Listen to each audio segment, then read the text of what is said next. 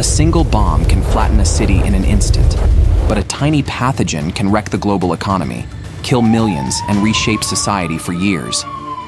Why? We're wired to fear the flash and roar of a nuclear blast, yet the real threat might be something you can't see, an invisible germ.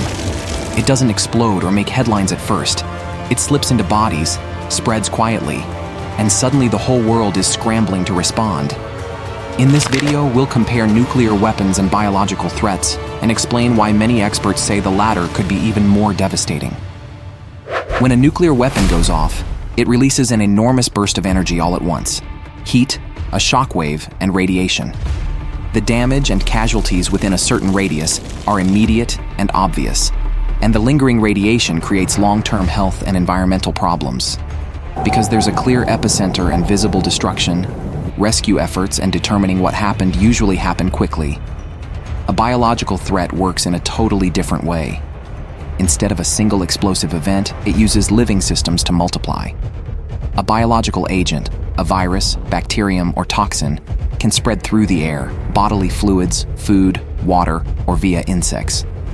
Once it gets into a host, many pathogens replicate exponentially. One infected person can infect 2, then 4, then 8, and that spread often happens before symptoms appear. Long incubation periods and asymptomatic transmission let outbreaks slip past early detection. By the time authorities notice a cluster, it may already be widespread. Add mutation, environmental persistence, or animal vectors to the mix, plus human behaviors like travel and mass gatherings, and you have a disease that can amplify itself across populations. The idea of weaponizing disease isn't new. Centuries ago, people used plagues as tools of war. Mongol forces reportedly hurled plague-infected corpses into besieged cities, and there are historical accounts of contaminated blankets used to spread smallpox among indigenous populations. Those examples show that even before modern weapons, humans understood how devastating contagious disease could be. That difference in how damage unfolds matters. A nuclear blast levels buildings and kills instantly, a dramatic shock that triggers immediate political and military responses. A biological attack, by contrast, can slowly overwhelm hospitals, break supply chains, collapse economies, and force lasting changes in how society behaves, from mask-wearing and lockdowns to long-term fear of crowds. Unlike an obvious explosion, an outbreak can look natural, making it harder to trace the source or to hold anyone accountable. A nuclear blast causes instant, catastrophic destruction. Biological weapons, though, play the long game.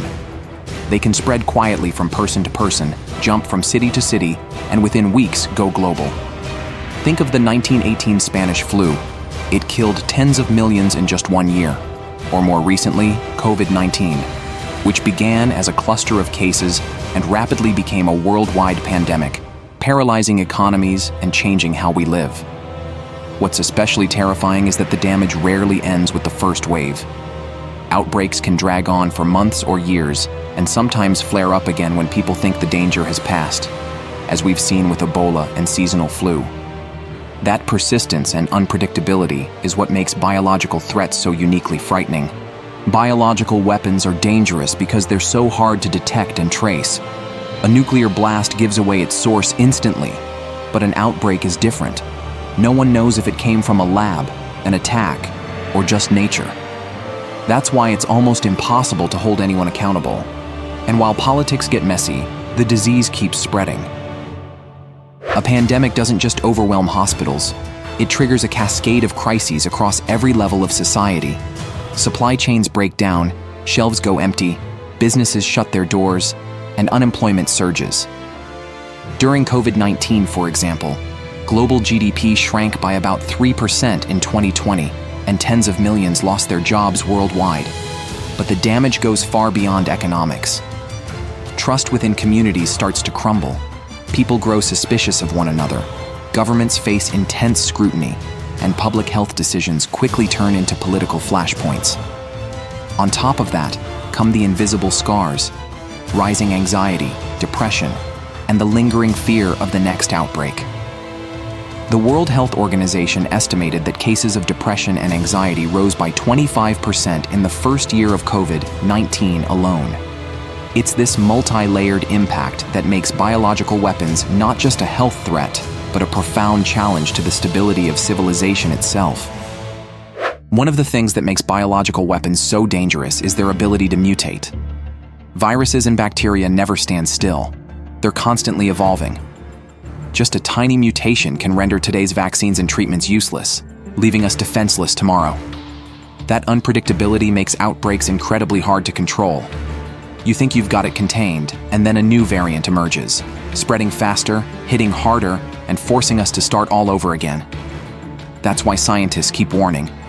The real threat isn't just the original pathogen, but what it could evolve into in the future. A nuclear bomb can level a city in an instant, but a biological weapon, no matter how small, can haunt the entire world for years. And that's the kind of fear humanity is truly up against. Don't forget to hit like, share, and subscribe to catch more exciting videos. Thanks for watching.